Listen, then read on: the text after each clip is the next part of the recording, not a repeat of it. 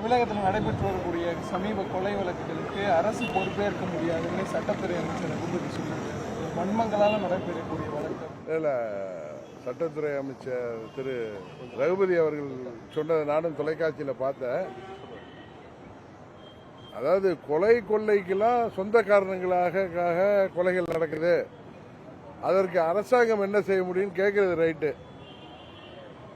இப்ப கொலை கொள்ளைக்கெல்லாம் அதிக அளவில் கூலிப்படைகள் பயன்படுத்தப்படுவதற்கு இந்த அரசாங்கத்தின் செயல்பாடுகள் தான் காரணம். தனிநபர் வன்மத்தால கொலை நடக்கிறப்ப யாரோ 2 பேருக்குள்ள சண்டையில் ஒருத்தர் வெட்டிக்கிட்டாங்க, அதில் யாரோ இறந்தா அது வேற. ஆனால் இப்போ தமிழ்நாட்டில் கூலிப்படைகள் 5000த்திற்கும் 10,000த்திற்கும் கொலை செய்கிற கூலிப்படைகள் அதிகமாயிட்டு இருக்கு. இன்னும் சொல்ல போனா போதை மருந்து பழக்கத்தால, வேலைவாய்ப்பின்மையால 20, 22, 25 வயதுக்கு உட்பட்ட இளைஞர்கள் தான் இது போன்ற சமூக விரோத செயல்களில், கொலைகளில் யாருன்னே தெரியாம காசு கொடுத்தா போய் அவங்கள வெட்டி கொள்கிற அளவிற்கு தமிழ்நாடு முழுவதும் இன்றைக்கு கொள்ளை அதிகரித்திருக்கிறது. கூலிப்படைகள் அதிகரித்திருக்கின்றார்கள். தேர்தல் அறிக்கையில் திமுக என்ன சொன்னாங்க? ஆண்டுக்கு 10 லட்சம் பேருக்கு வேலைவாய்ப்பை உருவாக்கி தருவோம் இளைஞர்கள் சொன்னாங்க.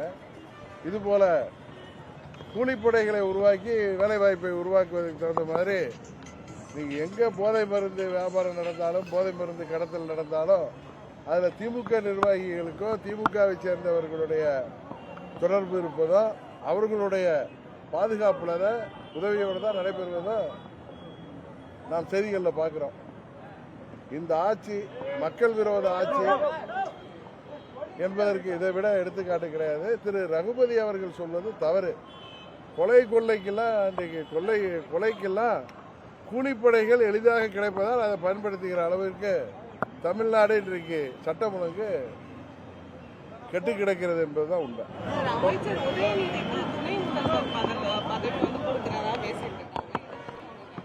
என்ன இப்போ அவர் துணை முதல்வர் ஆன உடனே அரசு ஊழியர்கள், ஆசிரியர்கள் இவங்களுக்கெல்லாம் பழைய ஓய்வு திட்டத்தை கொண்டு வர போறாரா? இன்னைக்கு டெய்லி ஏதாவது ஒரு போராட்டம் நடக்குது தமிழ்நாட்டில். மாற்றுத்திறனாளிகள்லேருந்து அனைவரும் போராடுறாங்க. விவசாயிகளாக இருக்கட்டும், மருத்துவர்களாக இருக்கட்டும், செவிலியர்களாக இருக்கட்டும், அரசு ஊழியர்கள், ஆசிரியர்கள் அன்றைக்கு கூட கைது செய்யப்படுறாங்க. கோயில்பட்டியிலேருந்து கிளம்பிய ஆசிரியர்களை வரவிடாமல் தடுக்கிறாங்க. ஜனநாயக ரீதியாக போராடி தங்கள் உரிமைகளை கேட்பதற்கு கூட இந்த ஆட்சியில் இன்றைக்கு வாய்ப்பு இல்லாமல் போயிட்டு, காரணம் ஊழல் முறைகேடுகள் பெருக்கெடுத்து இன்னைக்கு திருச்சியில் பார்த்தீங்கன்னா அவங்க கொள்ளிடத்தில் கட்டிய தடுப்பணை கூட காணாமல் போயிருக்கிற அளவுக்கு தான் இந்த ஆட்சி நடைபெற்று கொண்டிருக்கிறது. இந்த நேரத்தில் உதயநிதி துணை முதல்வரானா முதலமைச்சர் ஆனா நாட்டுக்கு எது நல்லது நடக்குமானா இருக்காது. அவங்க வீட்டுக்கு வேணுமா இன்னும் வருமானங்கள் பெருகும், அவங்களுக்கு வசதி வாய்ப்புகள் பெருகும்.